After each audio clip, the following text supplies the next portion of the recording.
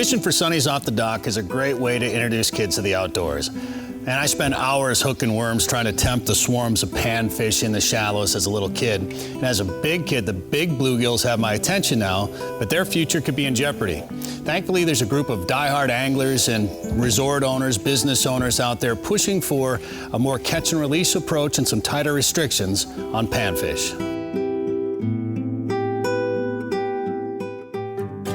Garett Svir has become a big proponent of catching and releasing of big bluegills since he learned about their growth rate.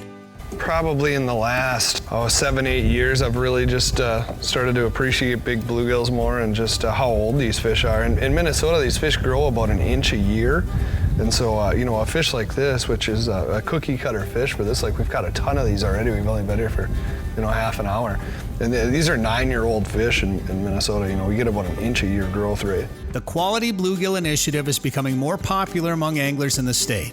It would place specific panfish restrictions on certain lakes. You know, it's a pretty fragile fishery, so it doesn't take long for, you know, the word to get out and then to kind of wipe out some of these fish that we've talked about that are 8-9 years old.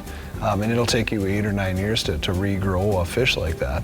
If somebody was to wipe out all the good genetics in the lake, you could actually do irreversible damage and the fishery might never recover. So, Garett, why are these big fish important? You know, this isn't a giant one here, but a real nice one. And these big males are really important to a population because they pass on their genetics. And with bluegills, you know, to have truly big fish, a lot of it is genetics. I always tell people, like my son, probably never be a 7-foot center in the NBA. And it's the same thing with these big bluegills. If you take out all those big 7-foot centers, pretty soon we're not going to have anymore. And I think that's why a lot of people are passionate about this QBI, this Quality Bluegill Initiative.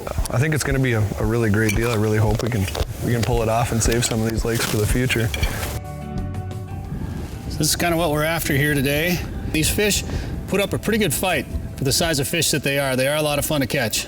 On these ultralight rods, it doesn't get much better. You can see this is a male. The bottom of his tail is beat up there from fanning a nest. Unlike with humans, the males are actually the more beautiful fish. You can tell they're going to have the most vibrant colors and get that little knob on their forehead. And these are the most important ones for a population because they pass on their genetics, and most of the genetics for big fish come from the male of the species. So those are the ones you want to kind of conserve for the future and let go. All right, well, let's let this one go. Get some more. There he goes.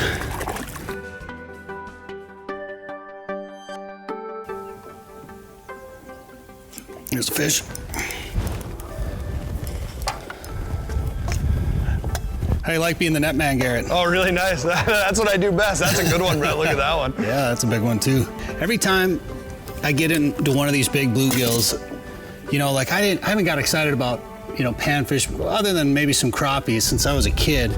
But I'll tell you what, when you catch bluegills like this, it kind of reignites that passion that you had as a kid fishing for sunfish off the dock or whatever. Because these are just, I mean, for their species, these are just great fish.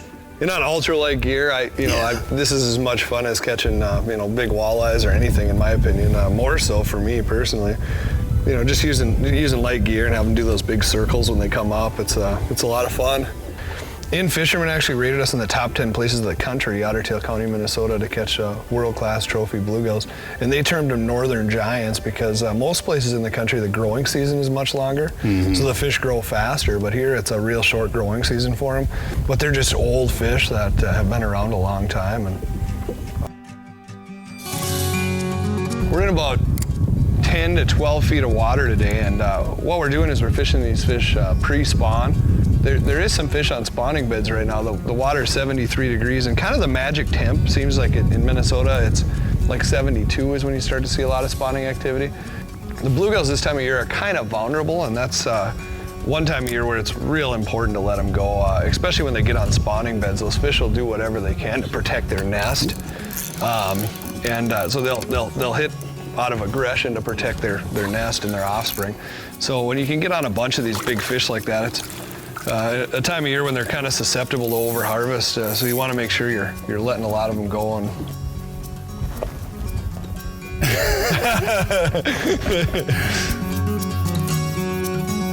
yeah, that's going to be a pretty good fish, I think. It's hard to tell. They're all fun on this light gear, on these ultralight rods. That's a female.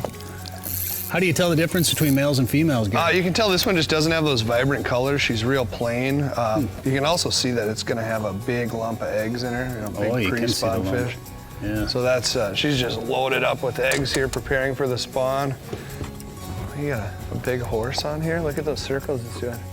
You're kind of a walleye guy. Have we converted you yet? Are you having with these big panfish? I mean, they're fun. And under this Quality Bluegill Initiative too, though, one thing you'll notice is when they put the limit at 5 fish of that caliber, that's a big meal of fish. In my opinion, to keep 20 that size, for my family of 3, it's a ridiculous amount of meat that we almost can't even handle and consume. It's too much. So would you keep this fish and eat it if you were looking for a meal? Yep, that's a great size, real sustainable fish to harvest. That's like an 8.5 inch fish, and that's a real good size to keep. Nice. All right, well, you're lucky. I own and operate Slab Seeker Fishing Guide Service in central Minnesota here, and people call me to catch trophy bluegills and crappies. Take people out with obviously people keep fish to eat, but we have a real conservation approach to these big trophy caliber bluegills. And kind of on my boat, there's a 9-inch self-imposed slot limit, so you can keep some dinner fish, but they got to be under 9 inches, and those bigger fish we put back so they can. Those big fish are so important to a population. The other factor is those big male bluegills will chase the smaller males off the spawning beds. The data has shown that if bluegills spawn at too young of an age, they have no biological reason to grow big anymore. So with this Quality Bluegill Initiative, we're not looking to obviously do a 5 fish limit on every lake in Minnesota, but the DNR biologists around the state of Minnesota picked lakes that have been known to produce giant bluegills. Anglers will still have 11,000 lakes where they can go out in Minnesota and harvest a full limit of 20 fish, but there'll be a handful of these lakes that'll be kind of set aside for my son to go enjoy if he really is passionate about chasing trophy caliber fish. And spot lock it, we're on them again. That's gonna be a pretty good one, I think. Might be. Got some good pull to him. Oh yeah, real nice one. Yeah, look at this guy. Beauty. Oh, he's fat. Yeah, that's a good one. Girthy. Maybe we should weigh that one in. Let's do it. 9 inches exactly. 9. 10.9 ounces, 11 ounce fish. I remember Al Linder talking when I was young. I got to go listen to Al Linder talk, and he talked about how in fishing everything is relative, and a 10-inch bluegill is as big of a trophy as a 30-inch walleye to put things into perspective, as to how rare and how special those fish are. How would a 5 fish limit on this lake change what our experience has been like here today? There's 2 limits that we're proposing in the Quality Bluegill Initiative, the QBI, and one of them is a 5 fish limit. We call that the size improver, and data has shown that with a 5 fish limit, it'll actually improve the average size of the bluegills in the lake. So we're probably gonna see about a 1/2 inch additionally on these fish with a 5 fish limit by lowering the harvest. The 10 fish limit is the maintainer, so if you have a lake that's known to have a great size structure of bluegills, 10 will kind of keep those fish the same, where a 5 fish limit is actually going to improve the average size a little bit for you. What they found is as a bluegill lives to a longer age, they really put on a lot of body mass, and you've seen that today with some of these fish that we've caught, is how tall they are. So these old fish not only grow long, but they grow really tall, like a dinner plate too. Speaking of a dinner plate, I think we got a dinner plate here. This is a pretty good one, bro.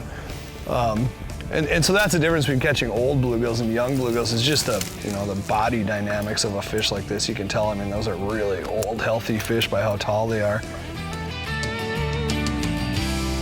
Garett, we moved to a new lake here to try to catch a bigger bluegill than what we were getting this morning. And I'm finding out now, though, after we've been here for a little while, I've been outfished on this lake by a 5-year-old. That's true. Yeah, I had my son out here yesterday doing some homework for the show, trying to get kind of dialed in, and he caught his personal best on the Zebco Micro. He caught a 10.5 inch that weighed about 1 pound 4 ounces. My wife caught one about 10 years ago here that was 11 3/4 inches. It was 1 pound 12 ounces. And with these potential new restrictions, hopefully you won't have to wait another 10 years to see one that big. We're not trying to take away 20 fish at every lake, but we're trying to just set a handful of lakes aside for the future for people that really care about quality panfish, that where they can go and those fish will still exist.